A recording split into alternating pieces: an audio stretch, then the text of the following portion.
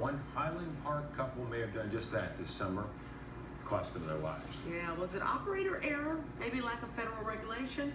WGN's Juliana is here with a closer look at the potential dangers linked to keyless ignitions. So many cars have that now. They do, and what we're understanding is so many more cars are going to continue to have it in the future. It started out as a luxury, but just about everybody's looking at it now. Well, car experts tell me the keyless ignition is at least an option on most cars today. This feature is highly rated by car wonks and soccer moms alike who crave convenience in their everyday. But it does not come without risk. Anyone with one needs to know what they're doing. It could be a matter of life and death. 10 of the world's largest automakers. Millions of cars with this popular feature are now in question. Defect. The subject's been capturing headlines for years. The guilty party? Well, that's up for debate. Is it the driver or this keyless fob that allows you to operate your car without ever pulling out your keys? Joe Weisenfelder, executive editor of Cars.com, shows us how a keyless remote works. The key is outside the car. Let's say it's in my pocket.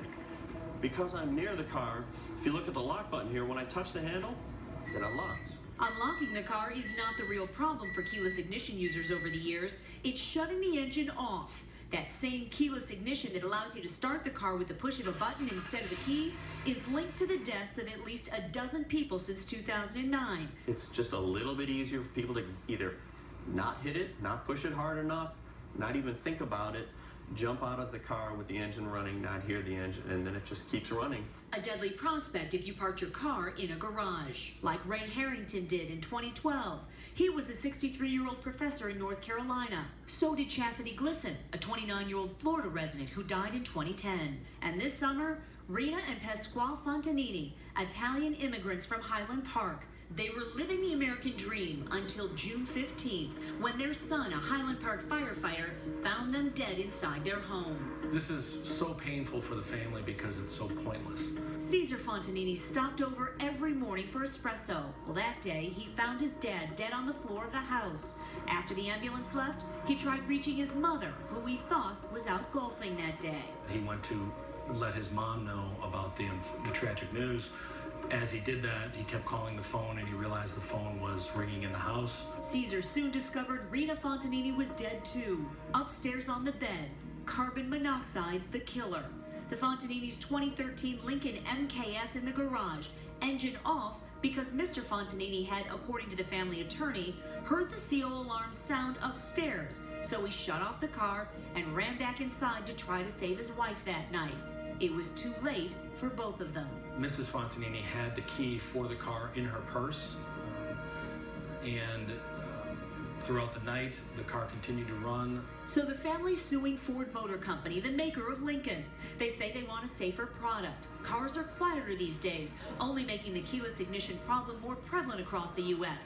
The Fontaninis and others claim bells and alarms inside the cabin are not enough for drivers after they've hopped out of the car. Even some of the solutions that automakers are coming up with won't help you in all circumstances. An automatic engine shutoff after a period of time, potentially a safer solution. It would solve the most problems with the least downside. And people of all ages, one automotive watchdog group claims, are falling prey. It's not just an old person's problem. The experts are right. We tried it ourselves in a rush, and with cars as quiet as they are today, it's hard to know if you've taken that last critical step of actually turning the engine off. A step with potentially deadly consequences, especially if you're parked in an attached garage. There was just a light that would just blink, so it didn't make a sound or anything, so we'd forget about it. 20 minutes later, we'd be like, oh no, we left the car on. And I walked out and I was like, oh my God, I left my car running the whole time. The problem has everything to do with the design completely upending the driver's interaction between the car and what they're used to doing with a key. Well, it's clearly a question of not if this is going to happen, but when. It happens all the time. Now, the Fontanini children are lobbying Washington right now. They sent a letter to NHTSA, the National Highway Transportation Safety Administration, the government agency that oversees safety of vehicles.